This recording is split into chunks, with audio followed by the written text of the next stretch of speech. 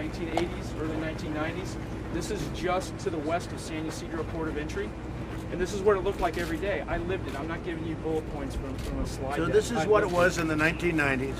It was an open wound, frankly. It was really, really bad. People just pouring across, drugs, everything else pouring across. Now, of course, you have a much bigger worldwide drug problem. If we ever had nothing here, we have a lousy wall over here now, but at least it stops 90, 95%. When we put up the real wall, we're going to stop 99%, maybe more than that. But this is what it is now with a not very good wall. But here it is before, and the people just pouring across. This is one of the sections where we have double fencing. You have a board, actually triple fencing. You have a wall here, you have bollards. Right. And again, it's outdated materials, but it proved the concept. But sir, the economic driver of this outlet mall that was built after we reestablished law and order in San Diego sector, and right behind that's over 500 brand new homes where people have felt so safe near the border, they've moved back in. But that's only because the U.S. Border Patrol reestablished law and order. So they reestablished law and order in San Diego when they put up a wall. And it's not a superior wall, it's an inferior wall, but it's a wall. And you actually use the term reestablished law and order. Yes, sir. Do you hear it, folks? I mean, say what you want. This is life. These are the facts of life. That's incredible. That's incredible. And a part of San Diego needs a wall. They want a wall very desperately. They're willing to do anything to get it. I said, nope, approve the whole wall, California. Approve the whole wall. We're not going to do your little pieces that you want. Approve the whole wall. You know the section I'm talking about. Okay, folks. Thank you. You get it? Has been helpful for you? Excuse me? Has coming here to see these been... Fantastic. I mean, we're looking very much at the wall with some see-through capability on the other side and then solid concrete on top or steel and concrete on top. The round piece that you see up here or you see more clearly back there, the larger it is, the better it is because it's very hard to get over the top. It's really deterrent from getting over the top. Who would think? Who would think? But getting over the top is easy. These are like professional mountain climbers. They're incredible climbers. They can't climb some of these walls. Some of them they can. Those are the walls we're not using. So we've determined that you guys have done a fantastic job. We've determined what to do. This way when we build, we're not like saying, oh gee, I wish we did it a different way. But if you didn't have it, you would have a tremendous problem. And even the walls they have now, they're not holding out. They're not holding up. And they're small, but they're really great compared to what they had before. Correct. Stopped about 95%. Right? Correct. I can just point out, we're showing pictures of the United States, of course, too. But there's been an equal benefit to Tijuana, to Mexico, that you don't have all that activity hanging out on the south side of the fence either. It's improved the border on both sides, not just our side. Okay, folks? What do you say to criticism from Governor Brown that some of this money might be better spent elsewhere? Well, I think Governor Brown's done a very poor job running California. They have the highest taxes in the United States. The place is totally out of control. You have sanctuary cities where you have criminals living in the sanctuary cities. And then the mayor of Oakland goes out and notifies when ICE is going in to pick them up. And many of them were criminals with criminal records and very dangerous people, you would say dangerous people. And no, I think the governor's doing a terrible job running the state of California. And you know, hey, I have property in California, I will say. I don't think too much about my property anymore, but I have great property in California. The taxes are way, way out of whack. And people are going to start to move pretty soon. And if you don't have safety, meaning if you don't have this kind of wall, the drugs are pouring through in California. Can't do it. So the governor of California, nice guy, I think he's a nice guy, I knew him a long time ago, has not done the job. And the taxes are double and triple what they should be. And everybody that lives in California, they know it. Thank you very much, everybody. Thank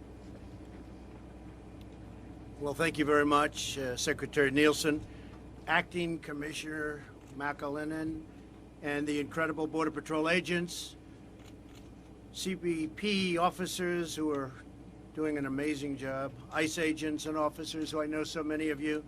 Every day, criminals and terrorists try to infiltrate our country.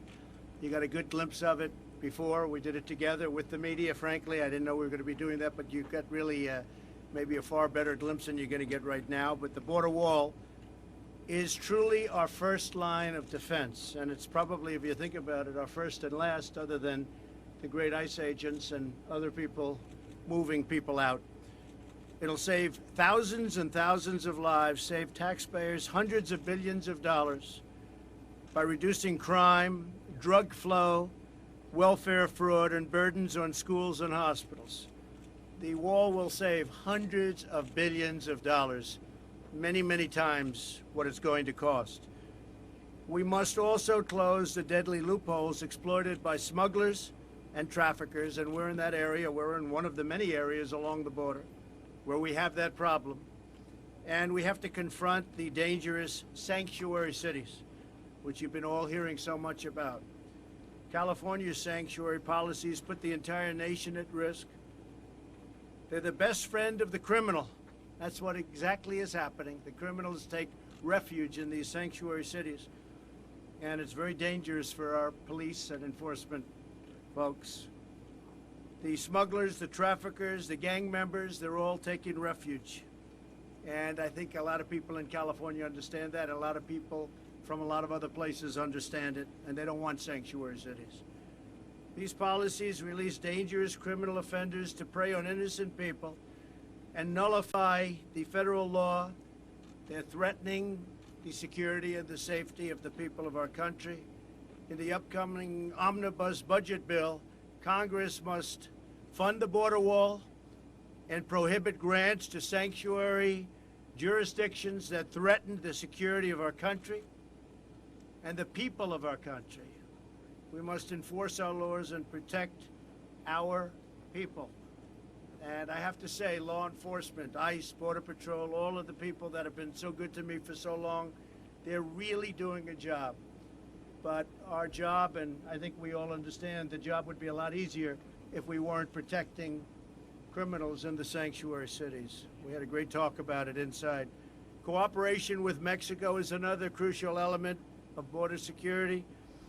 DHS coordinates closely with the Mexican law enforcement, and we must absolutely build on that cooperation. Both countries recognize the need to stem the cross-border flow of illegal weapons, drugs, people, and cash. I have a great relationship with the President of Mexico, a wonderful guy, Enrique. Terrific guy. We're trying to work things out. We'll see whether or not it happens. I don't know that it's going to happen. He's a very good negotiator. He loves the people of Mexico, and he's working very hard. We'll see what happens. But we have to obviously have a couple of disagreements before we get there. You'll see over the next month whether or not it takes place in this administration, meaning his administration. They have an election coming up. I hear they have some very good people running, and they have some that maybe aren't so good.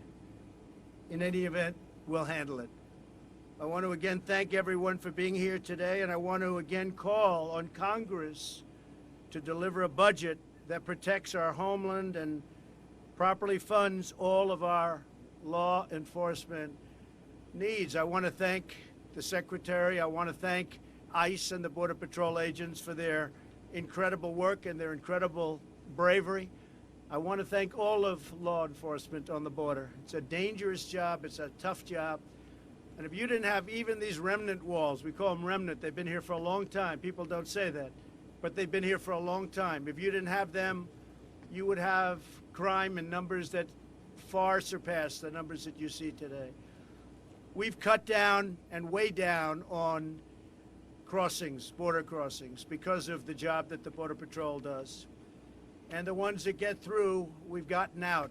MS-13, we're taking them out by the thousands. But we don't want them here in the first place. We don't want them to come in.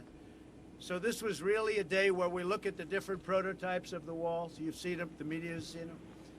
And some work very well, some don't work so well. When we build, we want to build the right thing. Interestingly, the ones that work the best aren't necessarily the most expensive, something I like about that ring. So I want to thank everybody for being here. I want to thank, frankly, the media for being here. And we'll let the people of our country know that we need safety, we need security at the border, and we're getting it like we've never had it before. But we want to make it perfecto. Thank you all very much, and thank you. Thank you, folks, very much. Thank you, everybody. Secretary. Thank you. Thank you, everyone.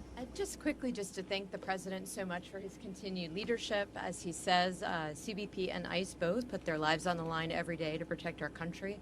For that, I'm forever grateful, both as their service secretary, but also as an American. And we will build this wall. So thank you for coming out today. We're building up a toolkit based on what we've learned from the research and development on the prototypes. And we look forward to breaking ground very soon and securing our country. So thank you again to the President for his continued leadership. Thank you very much. Thank you. Will you veto a bill with no punishment for sanctuary cities? We're going to see. We're going to look at it. We're looking at it very, very strongly. The sanctuary cities are protecting a horrible group of people in many cases, criminals.